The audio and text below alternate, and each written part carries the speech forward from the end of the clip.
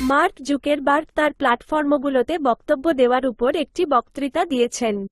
তিনি বলেছেন যে তারা তাদের মূলনীতিগুলোতে ফিরে যাবে এবং ভুল কমাতে, নীতিমালা সহজ করা এবং তাদের প্ল্যাটফর্মগুলোতে বাকস্বাধীনতা পুনরুদ্ধার করতে মনোনিবেশ করবে। একটি বক্তব্যে তিনি বলেছেন যে তার কোম্পানি মেটা ফেসবুক এবং ইনস্টাগ্রামের মতো সাইটগুলোতে তৃতীয় পক্ষের তথ্য যাচাইকারীদের ব্যবহার বন্ধ করবে। জুকেরবার্গ বলেছেন যে এই প্রোগ্রামটি 2026 সালে কোম্পানিকে কন্টেন্ট পর্যবেক্ষণ করার জন্য বাইরের চাপের কারণে চালু করা হয়েছিল কিনা তিনি দাবি করেন যে এই পদ্ধতি খুব বেশি দূর গিয়েছে।